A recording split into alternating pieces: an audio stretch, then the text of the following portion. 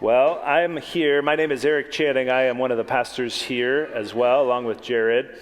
And I'm here to introduce you to Susan, who is going to give a testimony of the way that Jesus Christ has changed her life. So, Susan, would you come up and share with us what the Lord's done in your life?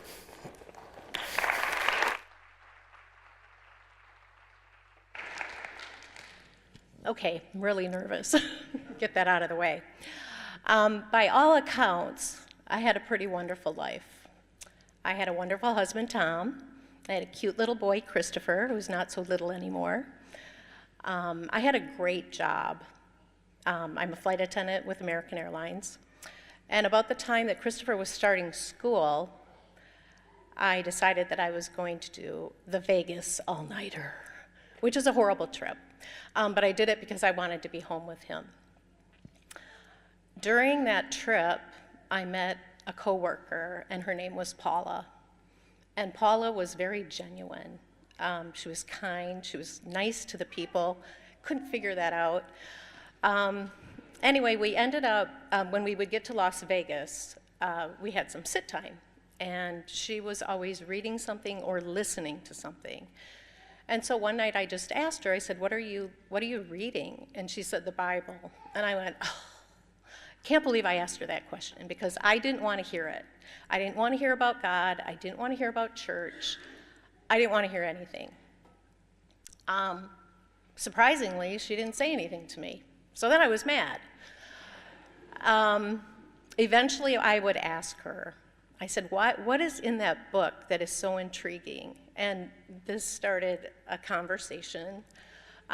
Many Bible studies, I would say, going from Las Vegas to Chicago. When I got home one morning, I said to Tom, there's something about this God thing, and I think I need to figure it out. So I went to the Christian bookstore and I bought a Bible. They even put my name on it. It was really pretty. I brought it home, I started reading it, and I got nothing out of it. I was like, okay, they're nice stories. I've heard these stories before, but it didn't do anything for me. But I kept at it. I think a turning point for me was when I was having a conversation with my sister, and she said to me, she's a Christian, and she said to me, Susan, it wasn't supposed to be you. And I looked at her and I said, what do you mean it wasn't supposed to be me? And she said, because you were too hard-hearted. Out of everyone in the family, it wasn't supposed to be you. And I looked at her and I went, oh, I guess God showed you.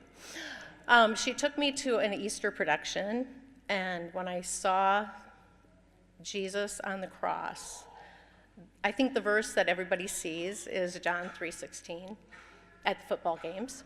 And for God so loved the world that he gave his only son, that whoever believes in him will not perish but have eternal life. And so that what was in my head had now moved to my heart, and I got it. But now Tom had to get it, and that got kind of ugly because he didn't want to hear my preaching. But preach I did. I finally gave up, and I just left him alone. I came home from a Bible study one morning, and I looked at him and I said, I owe you such an apology. Well, now I had his attention. And he said, what's going on? And I said, I've been a terrible wife, horrible wife. And I said, why did you stay with me? And he said, you weren't like that all the time.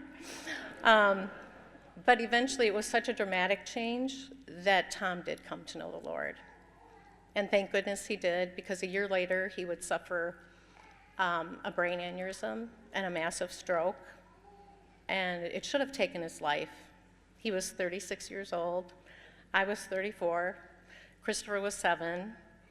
I'm like, what are we going to do? I was very angry at God, and he knew it, so I told him. But through it all, he gave me a strength that I didn't know that I had. And he also gave me hope. And I think about every time I walk through those doors, you know, God led us to this church. He led us to Hope Fellowship. And I am reminded by that hope. And then I think back to when I was reading that Bible at my kitchen table.